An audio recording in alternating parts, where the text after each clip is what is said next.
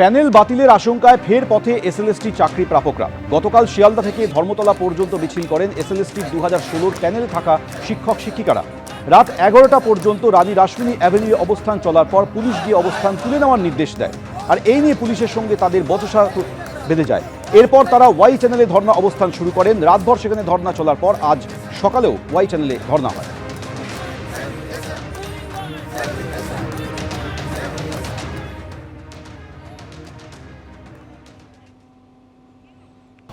সমাজ গঠনের কারিগরদেরই সামাজিক সম্মান প্রশ্নের মুখে।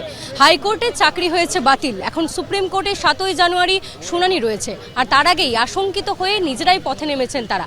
গতকাল ধর্মতলা পর্যন্ত শিয়ালদা থেকে মিছিল করেছেন তারা। শিয়ালদা থেকে ধর্মতলা মিছিলের পরে রানী রাসমণি অ্যাভিনিউতে বসে থেকেছেন। তারপরেই অবস্থান চলে এসেছে ওয়াই চ্যানেলে। ওয়াই চ্যানেলে অবস্থানের সঙ্গে সঙ্গে তারা তাদের দাবি নিয়ে দৃঢ় প্রতিজ্ঞ, এবং তারই সঙ্গে দাবি আদায় করতে তারা বলছেন যে 7ই জানুয়ারির দিকে যেমন তাকিয়ে রয়েছে, তেমনই এসএসসির কাছে, রিক্রুটমেন্ট বোর্ডের কাছে, তাদের কাছে আর্জি জানাচ্ছি, রাজ্য সরকারের কাছে আর্জি জানাচ্ছি এই বিষয়ে হস্তক্ষেপ করে সুপ্রিম কোর্টের কাছে গিয়ে যেন সঠিক তথ্য প্রমাণ দেওয়া হয়। পরীক্ষা দিয়ে আমরা পাস করেছি, ইন্টারভিউ দিয়েছি, তারপরে হঠাৎ করে এখন 5,000 6,000 অযোগ্য বেরিয়ে যাবে, তাদের জন্য পুরো 19,000 বাতিল। আমার 13 মাসের ছোট ছেলে আছে, কোথায় যাব আমি? যোগ্য ও অযোগ্যদের আলাদা করুক এসএসসি, এই দাবি তুলে এবার পথে নামলেন এসএলএসটির 2016 প্যানেলে থাকা শিক্ষক শিক্ষিকারা।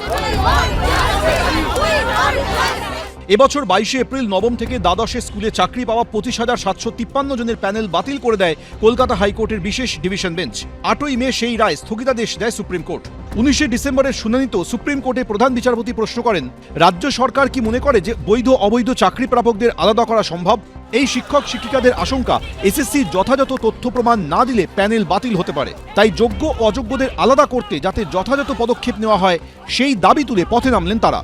যারা অযোগ্য ক্যান্ডিডেট তাদের নাম সহ রোল নাম্বার প্রকাশ করতে হবে। আমরা যারা যোগ্য, আমাদের সম্মানের সঙ্গে আমাদের চাকরি ফেরত দিতে হবে, আমাদের একটাই দাবি। আগের যে শুনানিটা হলো সেখানে এসএসসি এবং রাজ্য সরকারের যে লয়ার যে বক্তব্য রেখেছে সেখানে অনেক ভুল তথ্য দিয়েছে, তারা কিন্তু সঠিক তথ্য তুলে ধরেনি। আমরা চাইছি তারা ভালো লয়ার দিক, ভালোভাবে ব্রিফ করে যাতে সঠিক তথ্য কোর্টের কাছে দিয়ে দেয় এবং অবিলম্বে সেগ্রিগেশনটা করে দেয়, যেটা অনেক দিনে আমাদের দাবি, তারা সেগ্রিগেশন করছে না। শুক্রবার শিয়ালদা থেকে ধর্মতলা পর্যন্ত মিছিল করেন এসএলএসটির 2016 প্যানেল থাকা শিক্ষক শিক্ষিকারা। ডোরিনা ক্রসিং ও রানী রাসমণি অ্যাভিনিউয়ে অবস্থান বিক্ষোভও করেন তারা। 7ই জানুয়ারি সুপ্রিম কোর্টে এই মামলার শুনানি রয়েছে। ঐশী মুখোপাধ্যায়ের রিপোর্ট, এবিপি আনন্দ।